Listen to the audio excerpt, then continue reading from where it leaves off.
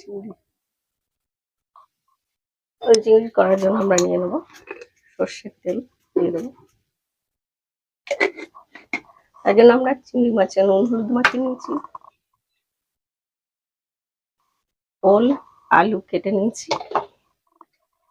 পেঁয়াজ টমেটো, দুটো পেঁয়াজ আগে আলুটা ভেজে নেবো।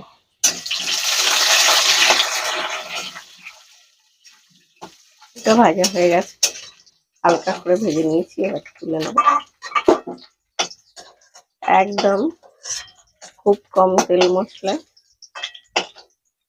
কিন্তু ওল চিংড়িটাও খুব ভালো খেতে হয়। সবসময় যখন তেল মশলা দিয়ে ভালো লাগবে না, তখন এইভাবেই করে নেবেন।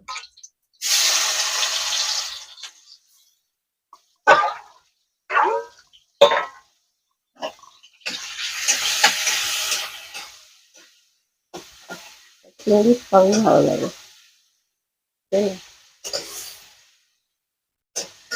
তবে চিংড়ি বেশি ভাজার দরকার হয় না।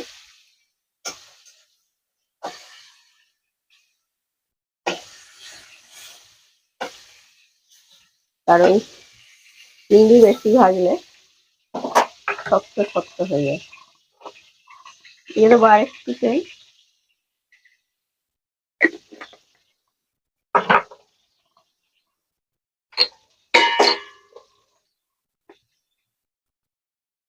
দিয়ে দেবো একটু গোটা জিরে,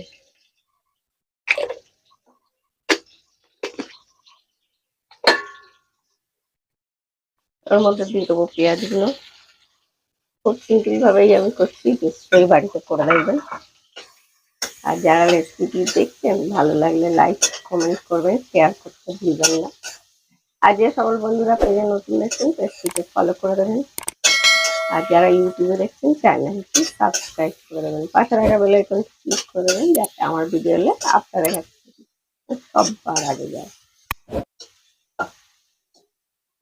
আপনাদের একটি কমেন্ট, একটি লাইক অনেক উৎসাহিত করে ভিডিও করা, তাই প্লিজ একটি লাইক একটি কমেন্ট করুন। পেঁয়াজটা অল্প ভেজে দিয়ে দেবো আমরা ওলটা। ওল পেঁয়াজের সঙ্গে আমরা একই সঙ্গে ভালোভাবে ভেজে নেব।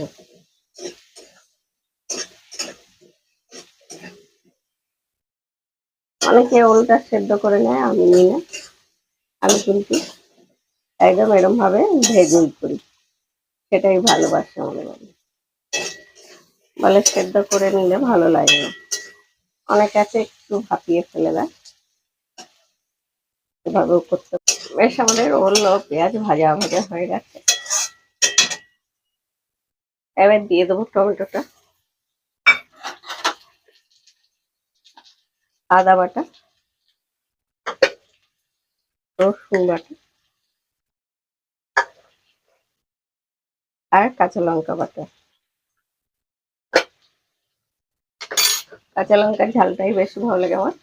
জিরে গুঁড়ো 4 চামচের 1 চামচ, ধনে গুঁড়ো 1/2 চামচ,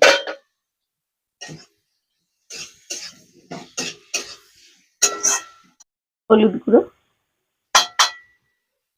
আর কালার হবার জন্য কাশ্মীরি লঙ্কা গুঁড়ো, স্বাদ অনুযায়ী নুন,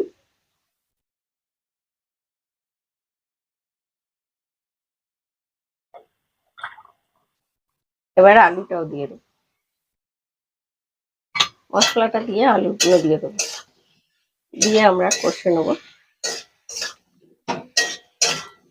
রান্নায় মশলা কষাটাই হচ্ছে মেন। যদি মশলাটা ভালো না কষা হয় তবে একদম ভালো লাগবে না।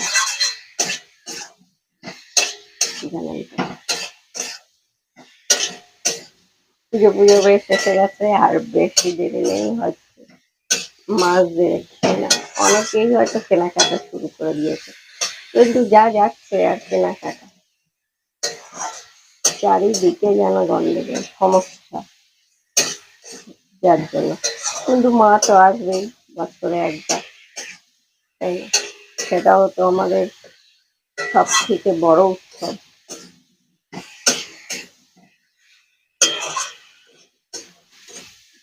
আর এই সময় দিয়ে দেবো সামান্য একটু চিনি। একদম রান্নাটাকে ব্যালেন্স করার জন্য, মিষ্টি হবে না, চা চামচের হাফের হাফ একদম। এটা কি হয়, স্বাদটা বাড়ায়, কিন্তু মিষ্টি হবে না। অনেকে আছে খান না, একদম তারা দেবেন না, একদমই। ভাদ্র মাস, এই রোদ্দুর, এই যে আজকে এতটাই রোদ্দুর উঠেছে, সকালবেলা থেকে রান্না করতেছি আর রোদ্দুরে উঠেছে, সব রোদ্দুরের এবারে দেখুন মশলাটা কষা হয়ে গেছে। মশলা কষা হয়ে গেলে বোঝাই যায় তেল ছাড়তার করে। এবার আমি তো খুব বেশি তেল দিই, যে এতটাই ছাড়বে বুঝতে পারবেন, কিন্তু দেখুন তাও বোঝা যাবে যে সবসময় অত তেল দিয়ে ভালো লাগে না। এই যে স্বাদও আনতে হবে, তেল মশলাও কম খেতে হবে। এখন যা সবাইকার নানা রকম সমস্যা শরীরে, অত তেল মশলা না খাওয়াই ভালো। দিয়ে দেবো জল। মশলাটা কষা হয়ে গেছে,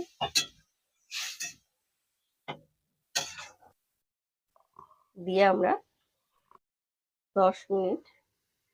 10 থেকে 12 মিনিট রান্না করবো। কিন্তু বলেছি 10 থেকে 12 মিনিট রান্না। ফুটে যাওয়ার পরে, ফুট ধরার পরে আমরা গ্যাসটা মিডিয়াম করে দেবো, দিয়ে 10 থেকে 12 মিনিট রান্না করে নেবো। 10 minutes later. এলাম মিনিট 12 পরে।